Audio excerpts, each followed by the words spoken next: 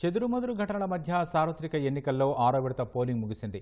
6 రాష్ట్రాలు 2 కేంద్రపాలిత ప్రాంతాల్లోని 58 స్థానాలకు ఓటింగ్ జరగ్గా 889 మంది అభ్యర్థుల భవితవ్యాన్ని ఓటర్లు ఈవీఎంలలో నిక్షిప్తం చేశారు. మొత్తంగా 59.05% పోలింగ్ నమోదైంది.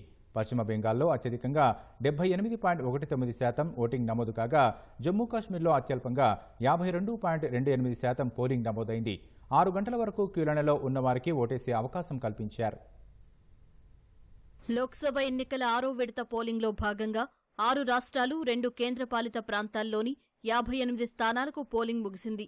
ఈ విడతలో హర్యానాలోని మొత్తం 10, ఢిల్లీలోని మొత్తం 7 స్థానాలు, జమ్మూ కాశ్మీర్ అనంతనాగ్ రాజౌరి లోక్సభ స్థానానికి ఎన్నిక జరిగింది. పశ్చిమ బెంగాల్లో 8, జార్ఖండ్లో 4, బీహార్లో 8, ఒడిశాలోని 6 లోక్సభ స్థానాలతో పాటు 42 అసెంబ్లీ సీట్లకు పోలింగ్ జరిగింది. ఉత్తరప్రదేశ్లో ఈ దఫా 14 లోక్సభ స్థానాలతో పాటు బలరాంపూర్లోని గైసారి అసెంబ్లీ స్థానం ఉప ఎన్నికకు పోలింగ్ నిర్వహించారు.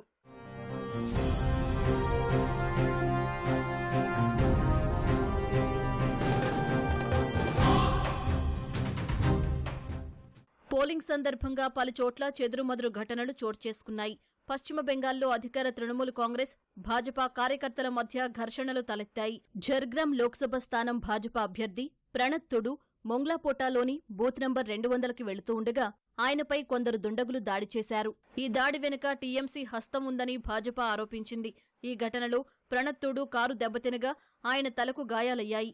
మరో వ్యక్తి చేయి విరిగినట్లు సమాచారం.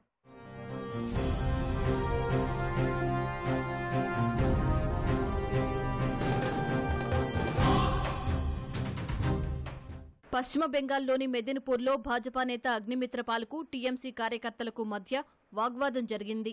ఆనంద్పూర్లో భాజపా నేత హిరణ్ చటర్జీ కాన్వాయ్ను స్థానికులు అడ్డుకోగా పోలీసుల జోక్యంతో గొడవ సద్దుమణిగింది. హర్యానాతో పాటు జమ్మూ కాశ్మీర్లో పలుచోట్ల ఆందోళనలు జరిగాయి. అనంతనాగ్ రాజౌరి స్థానం అభ్యర్థి మహబూబా ముఫ్తీ ఓటింగ్ తీరుకు నిరసనగా కార్యకర్తలతో కలిసి ఆందోళన చేపట్టారు. తన మొబైల్ నంబర్ సేవలను ఎలాంటి వివరణ లేకుండా నిలిపివేసినట్లు ఆమె ఆరోపించారు. పార్టీ కార్యకర్తలను, బూత్ ఏజెంట్లను శుక్రవారం నుంచే పోలీసులు అదుపులోకి తీసుకున్నట్లు ఆమె చెప్పారు.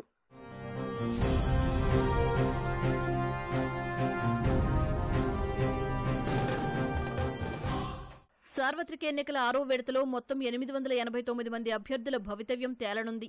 ఈ విడతతో పాటే కర్నాల్ అసెంబ్లీ ఉప ఎన్నిక జరగ్గా హర్యానా సీఎం నాయబ్ సింగ్ సైని బరిలో ఉన్నారు. మాజీ సీఎం మనోహర్ లాల్ ఖట్టర్ కర్నాల్ లోక్సభ స్థానం బరిలో ఉన్నారు. న్యూఢిల్లీ పోరులో కేంద్ర మాజీ మంత్రి దివంగత సుష్మా స్వరాజ్ కుమార్తె బన్సూరి స్వరాజ్ పోటీ చేశారు.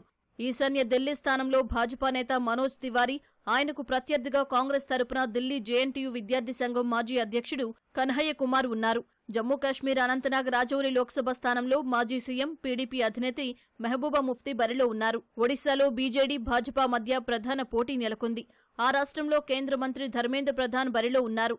ఉత్తరప్రదేశ్ సుల్తాన్పూర్లో భాజపా అభ్యర్థి మేనకా గాంధీ, సమాజ్వాదీ పార్టీ అభ్యర్థి రామ్ భువల్ నిషాద్ మధ్య పోరు నెలకొంది.